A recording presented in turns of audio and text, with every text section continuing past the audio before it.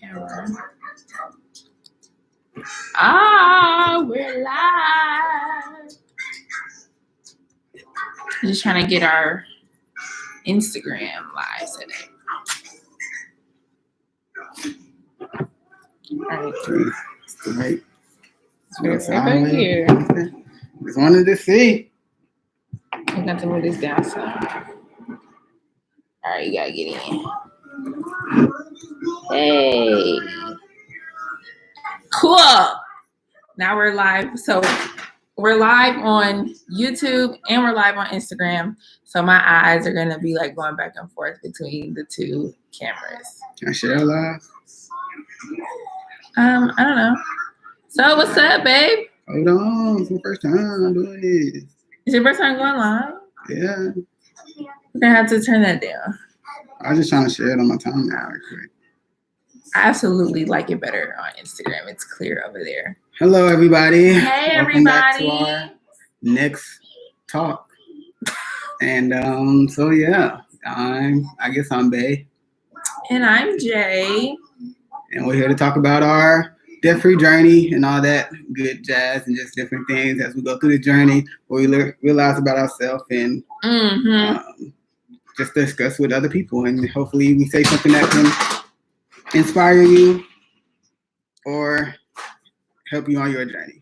And how can we forget about our off-screen co-host? Mm-hmm. Say hello. You gonna say hi? Okay, he's not gonna say hi.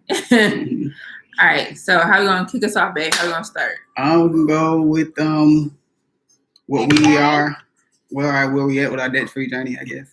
Like how much we owe and stuff. All right, so as of today, just made another payment. And I want to preface this by saying somehow, somewhere, some way, our momentum was slowed down. What law of physics is that? Object at rest, stay at rest, but object in motion will stay in motion. Which one is that? 1, 2, or 3? I don't really remember. Second law of motion. Is it the second? Mm-hmm. I got a D in physics one semester. That it wasn't that. No, did I get a D? That was chemistry. Anyway. I see you a science teacher. I hate all my business out there. I was a biology teacher. I know about biology. I can tell you about the body now. I can tell you about animals, and I can tell you about succession and all that kind of stuff. But don't ask me too much about physics and chemistry. Anyway, I digress. I literally forgot what I was talking about. What was I talking about? I said we lost momentum. Oh, yes. So we lost momentum in our debt-free journey. We started off really strong. We had a game plan. We were budgeting. And we were paying it off. We were like really just chopping down the debt. And even still, we have chopped down the debt. We're at a really good place. And I'm really glad with the progress that we have made. And I'm so glad that we have until September, the end of September, to make these payments with no interest. But somewhere along the line, we have slowed down. So I say all that to say, right now, as of today, actually, our total is still the same. I just sent a payment. So I sent a payment, and once that is processed, we'll have $19,490. $19,490. So almost $19,500 will be our student loan debt. What is $19,500? That's like a nice used Honda Civic or something. I don't know. What can you get with $19,500? I like to put it into perspective. With that money? That lot of money? Mm-hmm. Like I said, a car, I guess. What kind of car, though? I don't know cars like that. I don't know. What could you get? Small house, 1-bedroom, shotgun house. Oh, maybe. you can get you a she shed, get you a tiny house. You can order your tiny house off of Amazon with $19,500 and furnish it all up. But yeah, that's where we are now. Yeah. So next, I guess we can talk about our allowance. How's the allowance going for you this month? So if you don't know, we have $100 allowance each month. And yeah, so we just try to keep that.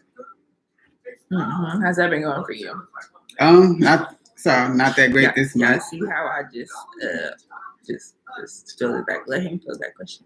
I mean, I don't mind talking about it, but not that great this month. Cause you want to talk about it? Anyway, not great this month just because Black Love Day coming up and had to get her some stuff.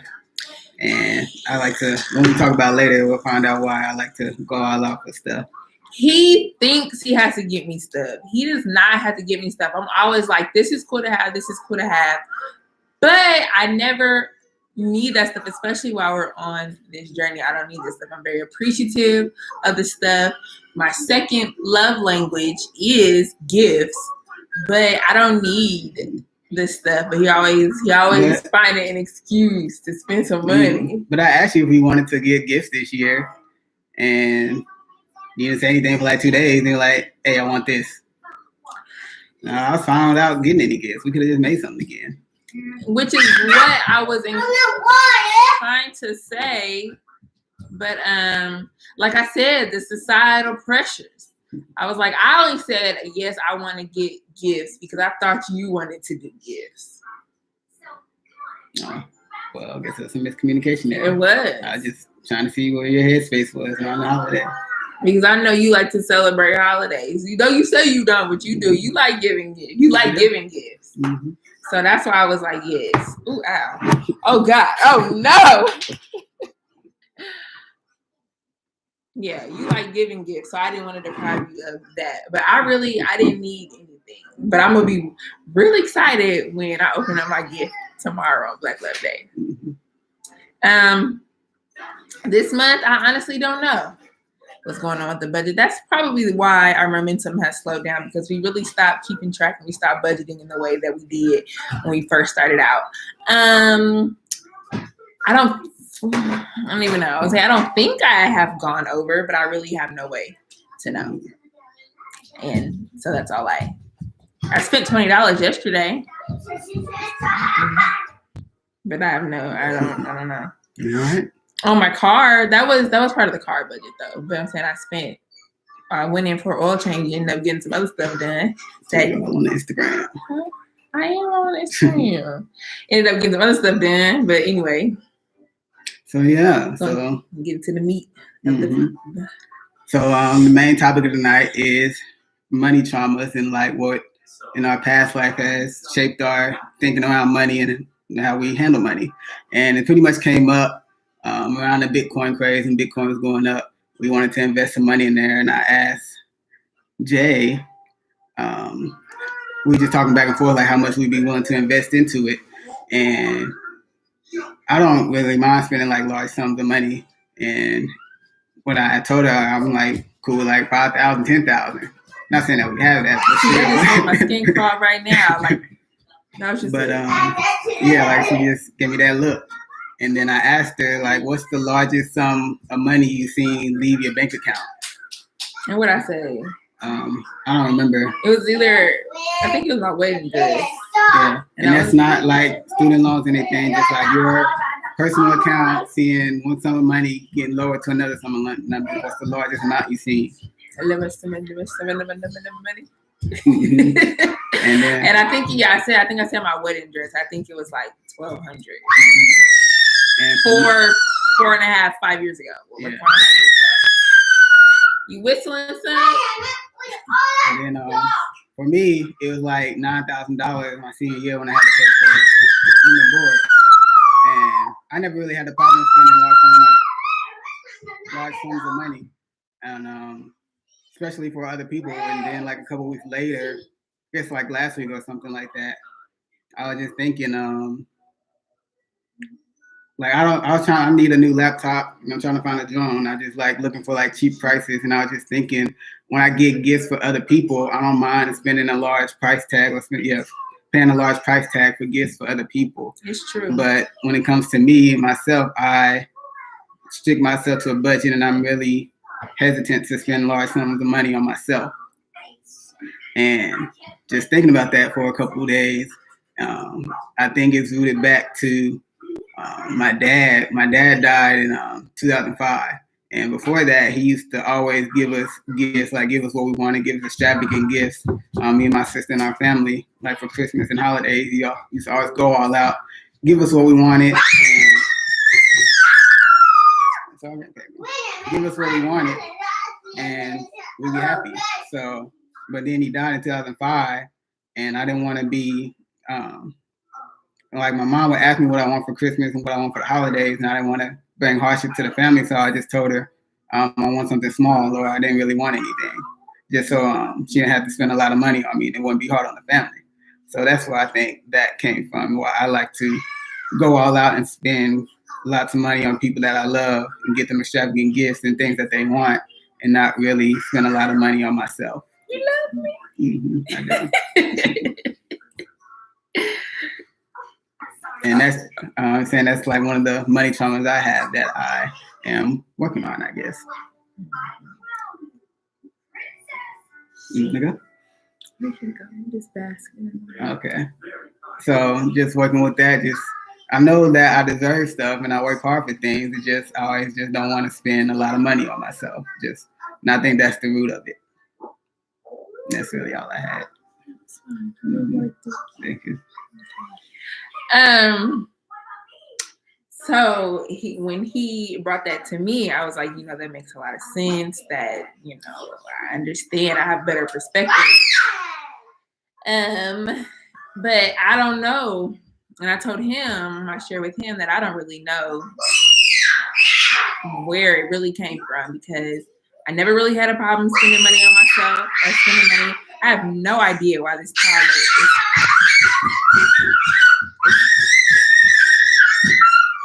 is screaming. At first he was like pretending to whistle. He was going, ah, but now I have no idea why he's screaming. Anyway, I was telling him that I don't know what happened. In college, it happened in college, but I don't know what the what the cause was. I just lost my train of thought. Oh yeah, okay. So like freshman year, I was living in the dorms and my tuition was paid for. I got money from my parents or whatever. And then my sophomore year, I moved off campus and moved into an apartment. And it was the agreement that I would work to help pay my rent and, help pay my bills and stuff like that. So I think that's when it really started, when I was like contributing to my expenses.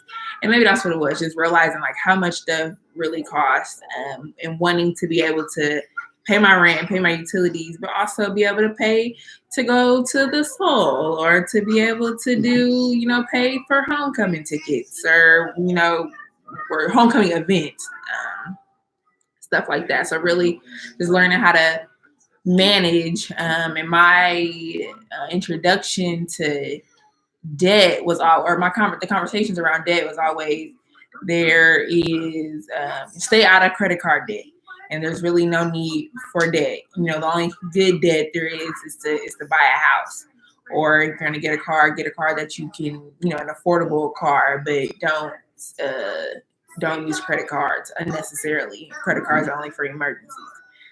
So that's really what it was, and that carried into my adult life. Even when I was working and I was unmarried and taking care of myself and had a very comfortable income, I was still, that's actually a whole lie.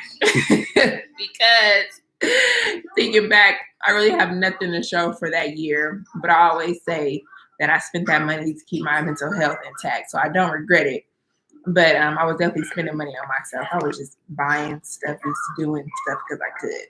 So I don't know. Maybe I need to continue to unpack this off screen, and I can share this with y'all later. But I think it's coming to me now.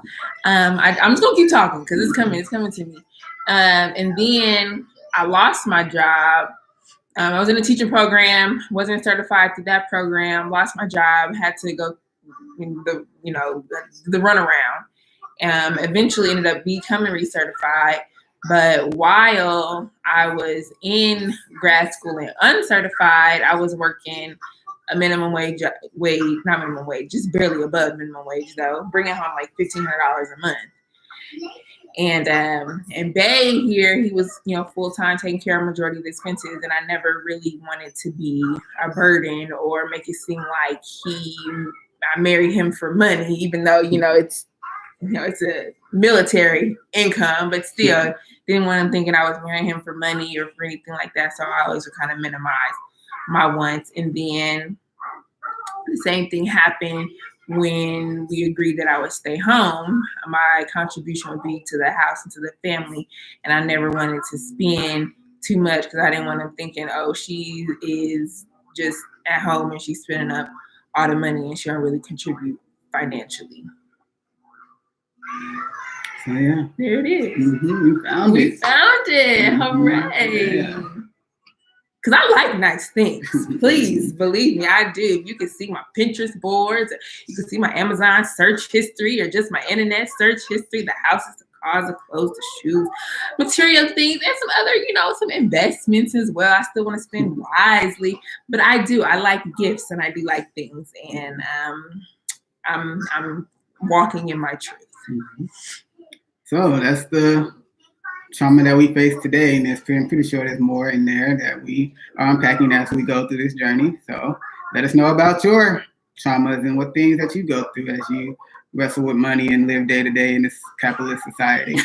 Throw that in there. Mm-hmm. Yes, absolutely. And let us know where you are on your debt-free journey. We're here to support. We are growing a community that's originally started as just a way for us to document our progress, and it still is. But if it could be something bigger and if it can help other people, then that would be great as well. Mm-hmm.